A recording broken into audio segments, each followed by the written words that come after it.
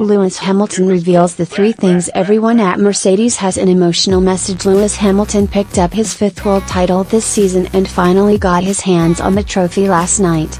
The star is hunting down Michael Schumacher's record of 7 and is likely to get there if he and Mercedes stay ahead of the curve. And, in an emotional post on Instagram, he thanks his team and revealed how it felt. He also revealed the 3 personality traits his team share. "What a year it has been," he wrote on an Instagram story post. "To officially receive our trophies last night and be crowned 5-time champions felt incredible.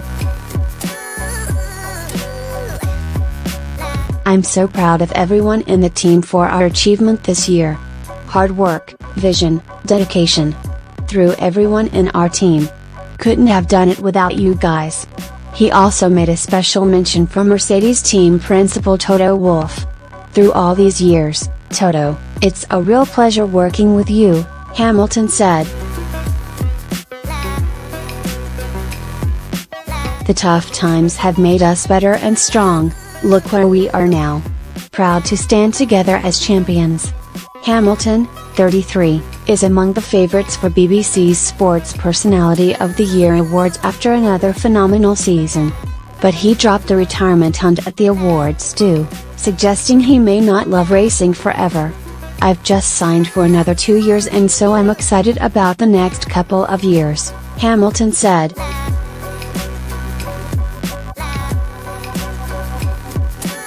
"But right now I'm happy that the racing's over."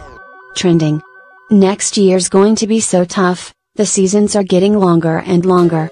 I don't know how long I'm going to go, currently 2 years sounds good for me. But I still love racing so maybe I'll be going a lot longer. Who knows?" Next news. Bottas showed he'd improved in first half of 2018. Valtteri Bottas showed he had raised his game in the first half of his second season at Mercedes, according to team principal Toto Wolff. Speaking at the FIA Gala on Friday, Wolff said Bottas was unlucky not to win races early in 2018. "I think he performed at a higher level in the first half of the season and that is reflected by the points," said Wolff.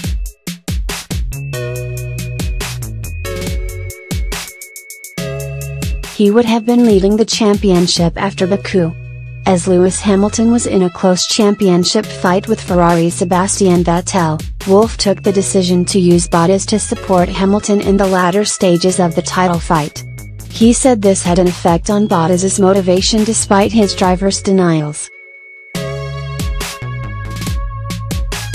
"The moment you take away the ability to win the championship for a driver that is so focused on becoming a world champion, if he is in a Mercedes, that has a negative impact," said Wolff. "It has also impacted Valtteri even though he says no, I'm fine. This is a fighter and I'm sure that this is a big blow that you have to mentally digest. He has not let this negatively affect the team.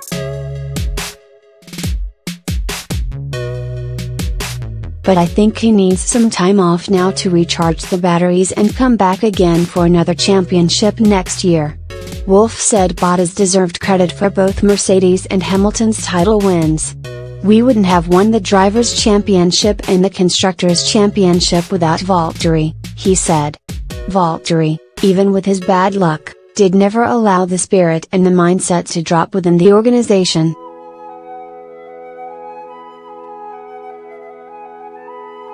He was always capable to maintain the high spirits.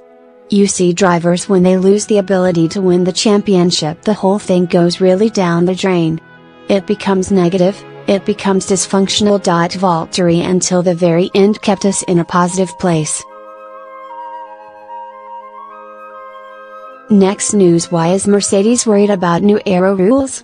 Mercedes is worried about the 2019 aero rules because even a backmarker team like Williams can rule the grid if they discover a good loophole in the regulation. All the F1 teams are busy getting their aero right for the new regulations, which are supposed to help improve the wheel-to-wheel racing.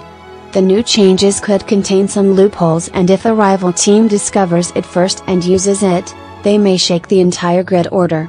Team boss Toto Wolff is acutely aware that a repeat of 2009 is quite possible when Brawn GP came out of the back of the grid to win the world titles.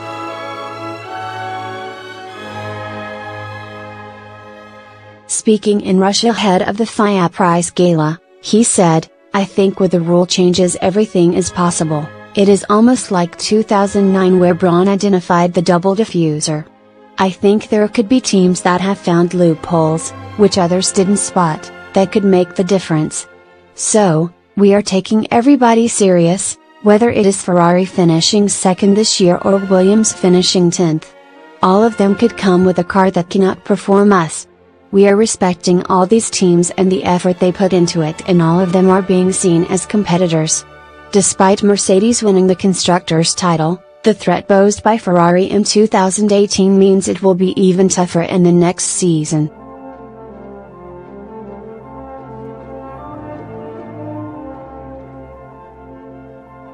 "The points go back to zero at the start of every single year," he said. "The challenge is going to be bigger than it was this year. We're in a good mind, good spirits, that we can achieve it. But I can tell you, Ferrari and Red Bull and all the other guys will be trying everything to stop us." Next news, and that's why Sirotkin lost his seat. Sergei Sirotkin lost his racing seat at Williams because his backers SMP Racing did not agree to provide the demanded funding to the British outfit, SMP representative Mika Salo revealed. The Russian driver was chosen instead of Robert Kubica in 2018 because he brought in a big sponsorship from SMP Bank. Recently, Williams announced Kubica as Sirotkin's replacement for the 2019 season.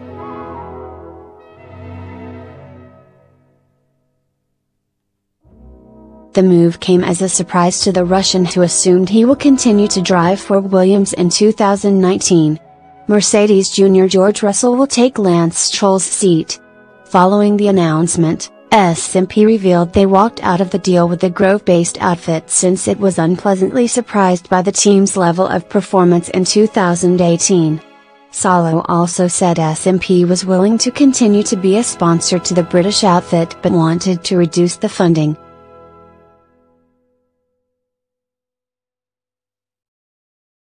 Speaking with Finnish broadcaster MTV, Salo said, "It was pretty much up to Williams.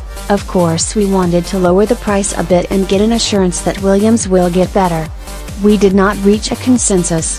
That's one of the reasons why I'm not worried that Sergei leaves. Sirotkin's 2019 plans are still unclear. But there are indications he could return to the World Endurance Championship next year."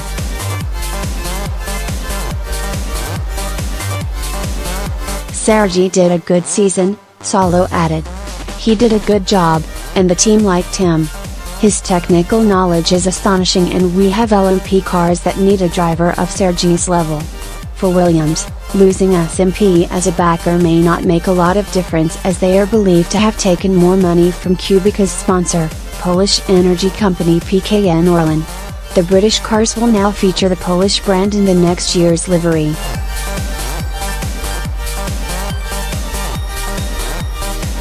Next news, why did Ricciardo falter after summer break?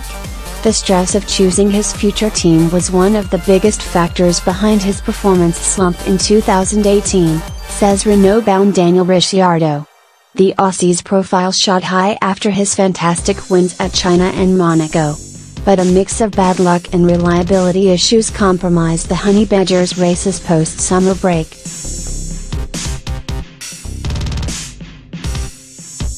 Reflecting on the season, Ricciardo believes his stress level reached an all-time high as the deadline to choose his next team came close.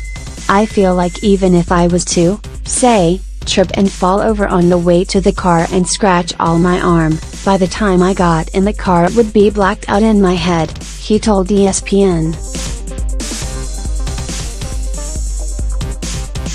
"I guess what would have affected, which you probably don't think at a time, is when you're away from the track and instead of getting 8 hours sleep a night, you're getting 6 hours sleep because your brain is ticking. For sure this has some form of an accumulated effect. Again, I think I am stronger than that, and when I get in the car, I am sweet, I am switched on, but maybe it did take a little bit away from me without me knowing. For sure there were nights where I didn't sleep as I should have because I had a lot on my mind.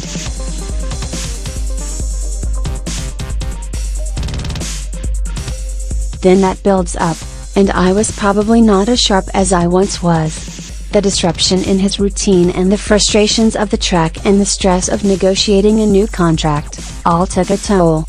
Ricciardo accepted that despite his race wins, 2018 was his most challenging year yet in F1. Even if you ignore the results, there was so much going on around it, highs and lows, he admitted. Some of the DNFs were crazy, but then the same year there was the high of Monaco and stuff like that, so it's a weird one. It was definitely as intense a season as I've experienced, both before and after I decided what I was doing next year.